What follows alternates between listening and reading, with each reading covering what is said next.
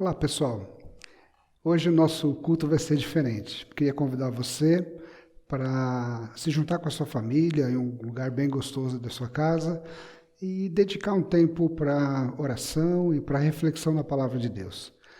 Devido a tudo que está acontecendo em torno do coronavírus, nós decidimos não ter o culto na igreja nesse final de semana e talvez nos outros, mas a igreja continua ativa e a gente gostaria de oferecer para você uma meditação para a sua reflexão, para a reflexão da sua família.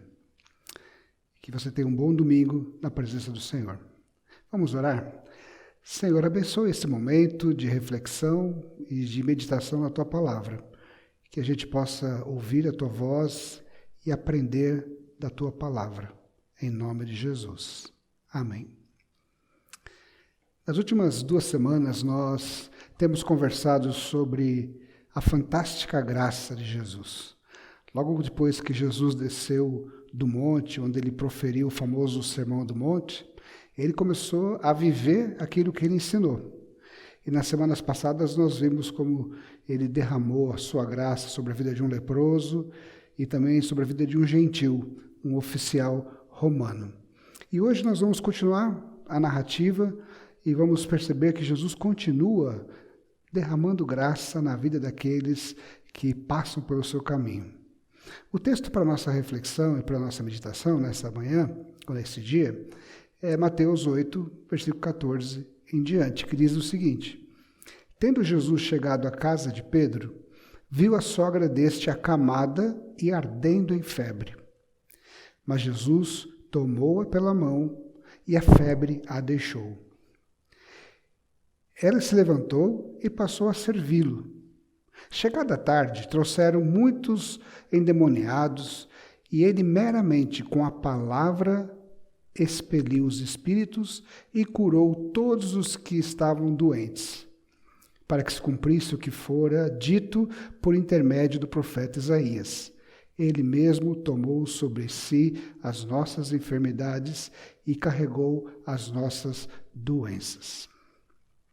Eu não gosto de introduzir uma reflexão com uma pergunta, mas hoje eu vou abrir uma exceção e eu queria fazer uma pergunta para você. O que leva alguém a buscar a Deus? Eu não estou à procura de uma resposta teologicamente correta, mas de respostas concretas, de fatos concretos. Se nós somos sinceros, em primeiro momento, o que leva uma pessoa a buscar a Deus geralmente é um problema ou uma necessidade que ela tem. Algo que provavelmente saiu do controle de suas mãos, que fugiu do controle. Algo que às vezes nos faz enxergar o quão frágil nós somos e o quão dependentes somos da graça de Deus.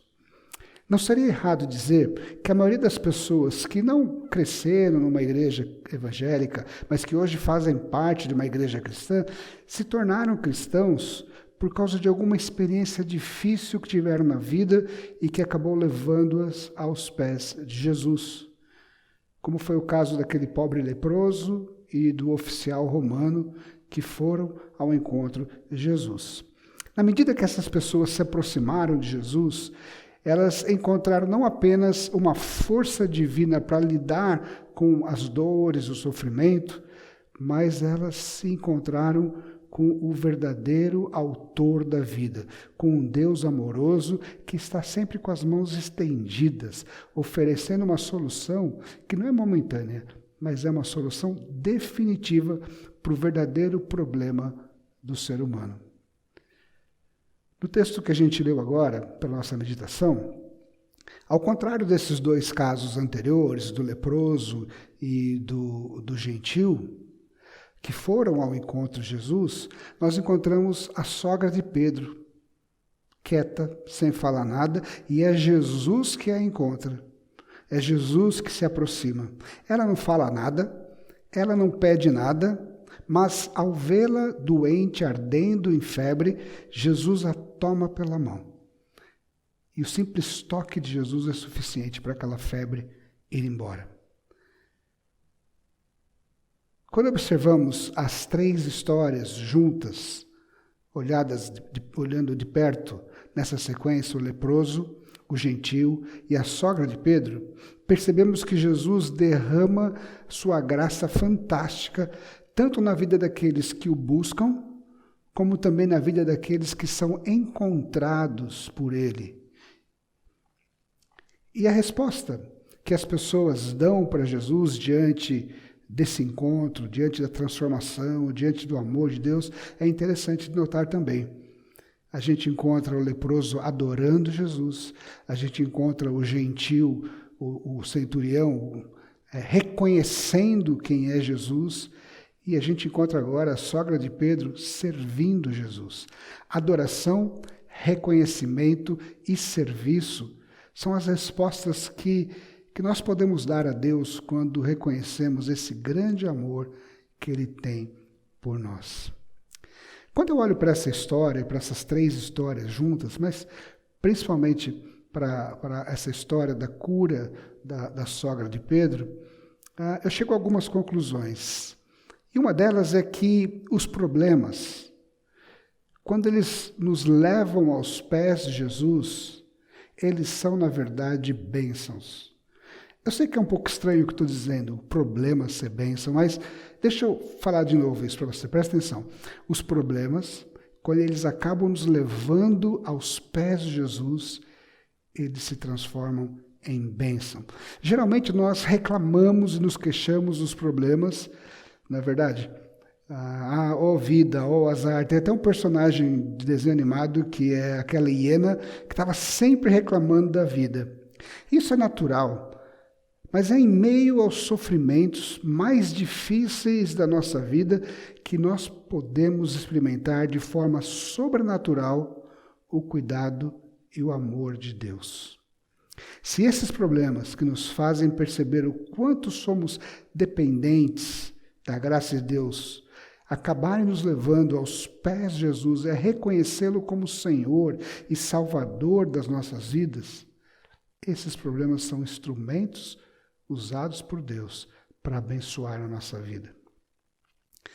Eu e Soraya, nós temos um casal de amigos no Brasil que se aproximou de Jesus num momento muito difícil da vida deles, quando eles perderam uma filha de 3 anos de idade por conta de uma meningite. Em meio à dor, em meio ao sofrimento, em meio a tantas questões e perguntas que surgem na vida, na mente, no coração de um pai, de uma mãe que perde um filho, eles foram alcançados pela graça de Jesus. Eles se aproximaram de Deus. E Jesus cuidou da ferida deles, Jesus derramou paz e esperança em seus corações, e eles entregaram a vida a Jesus e se tornaram fiéis cristãos, cujo testemunho teve um impacto profundo na vida de tanta gente que passou pela mesma experiência que eles passaram. Eu sei que é difícil pensar nisso, problemas sendo bênçãos. É lógico que a gente não quer problemas, mas eu queria desafiar você a encarar os seus problemas de uma forma diferente, como se eles fossem uma grande oportunidade para você se aproximar de Jesus. E caso você esteja vivendo um momento tranquilo na sua vida, sem estresse, sem complicações, parabéns para você, não é fácil. Mas não espere que os problemas cheguem para que você procure a Deus, para que você se aproxime do Senhor e Salvador de sua vida. Então, os problemas, quando eles nos levam aos pés de Jesus, eles acabam sendo bênçãos na vida da gente. Mas tem uma outra conclusão que eu chego quando eu olho para esse texto e medito sobre essas palavras de Mateus, é que, isso fala muito ao meu coração, é que Jesus, ele não é um amuleto para as horas difíceis, mas ele é o Senhor e Salvador das nossas vidas. Quando a sogra de Pedro foi curada, ela passou a servi-lo. Essa foi a resposta que ela deu, a bênção que ela recebeu. Uma coisa que nós precisamos entender é que nós devemos e somos chamados para servir ao Senhor Jesus. Não o contrário. Não é Jesus que tem a obrigação de nos servir. Às vezes as pessoas acham que Jesus é o servo e que elas são os senhores. Mas geralmente esse tipo de relação com Deus, na qual a gente espera que Deus fique satisfazendo as nossas necessidades e nos servindo, ela geralmente leva à frustração. Principalmente quando as coisas não saem do jeito que a gente quer. A gente precisa entender como que é essa relação nossa com Deus. Precisamos entender que a nossa relação com Deus, ela não é uma relação de uso, de proveito, na qual a gente se aproxima de Deus só para se dar bem. Na verdade, nós estamos debaixo da autoridade do nosso Senhor. Ou se nós não queremos nos colocar debaixo da autoridade do nosso Senhor, do nosso Deus, segundo o que Paulo nos explica em Efésios, nós estamos então debaixo da autoridade do príncipe das trevas. Mas deixa eu dar um exemplo sobre essa questão de quem serve e quem é servido, para ver se fica mais claro. Pensa que você é imagine que você tem um bom emprego numa grande empresa, que você é um diretor de uma grande empresa. Você pode ser até o diretor, o gerente dessa grande empresa. Entretanto, você sempre estará sujeito ao presidente da empresa. É você quem trabalha para o presidente da empresa, não é o presidente da empresa que trabalha para você. E você pode até trocar de empresa, você pode até trocar de companhia. O que vai acontecer? É você que vai trabalhar para o próximo presidente, o presidente da outra companhia, e não ele que vai trabalhar para você. O grande problema da vida espiritual é que muita gente muitas pessoas acham que elas são o presidente e que é Deus que trabalha para elas. Jesus, ele não trabalha para nós. Deus não trabalha para nós. Ele é o Senhor, Ele é o presidente. Mas, entretanto, mesmo sendo o Senhor, mesmo sendo o Criador, mesmo sendo o dono do universo, a gente encontra uma grande verdade nas palavras de sabedoria da Bíblia, que Jesus trabalha por nós. Ele não trabalha para nós, mas Ele trabalha por nós. Jesus trabalhou por nós quando Ele tomou os nossos pecados sobre si e os levou para a cruz. Jesus trabalhou por nós e trabalha por nós quando Ele intercede a Deus, quando nós oramos, Ele intercede por nós. Jesus trabalha por nós quando Ele toma sobre si as nossas feridas e crava lá na cruz nossas enfermidades. Jesus trabalha por nós e trabalhou por nós quando Ele deu o seu próprio sangue para pagar o preço do nosso pecado. Existe uma grande diferença entre trabalhar para alguém e trabalhar por alguém. Nós somos chamados por Deus para servi-lo, para adorá-lo, para reconhecer o seu grande amor. Ele é o Senhor do universo, Ele é o presidente. Nós somos os servos. Mas apesar de ser Deus, apesar de ser Senhor, Jesus trabalha por nós, trabalha pela nossa salvação. Mateus diz que depois que a sogra de Pedro foi curada e ela passou a servi-lo, trouxeram para ele, diante dele, várias pessoas enfermas, endemoniadas, com problemas, e ele curou todas elas, ele expulsou os demônios. Ele serviu aquelas pessoas, mesmo sendo ele o Senhor da história. E diante de tudo isso, diante de todas essas bênçãos, essa graça maravilhosa, tem algo que a gente precisa pensar. Qual que é a nossa resposta a esse amor de Deus? Eu quero sugerir para você 3 respostas, que são as respostas que a gente encontra nessa série de histórias do leproso, do centurião e da sogra de Pedro. Sabe como é que a gente pode responder a Deus a graça que nos alcançou?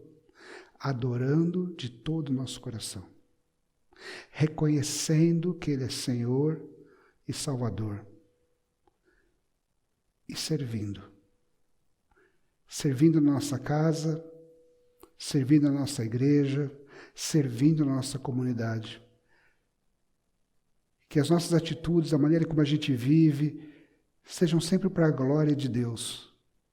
Para que através do nosso testemunho, outras pessoas que estão sofrendo hoje possam perceber que, em meio ao sofrimento, elas podem se aproximar de Deus. Que Deus nos abençoe. Que Deus abençoe a sua casa. Que Deus abençoe a sua semana. Vamos orar mais uma vez?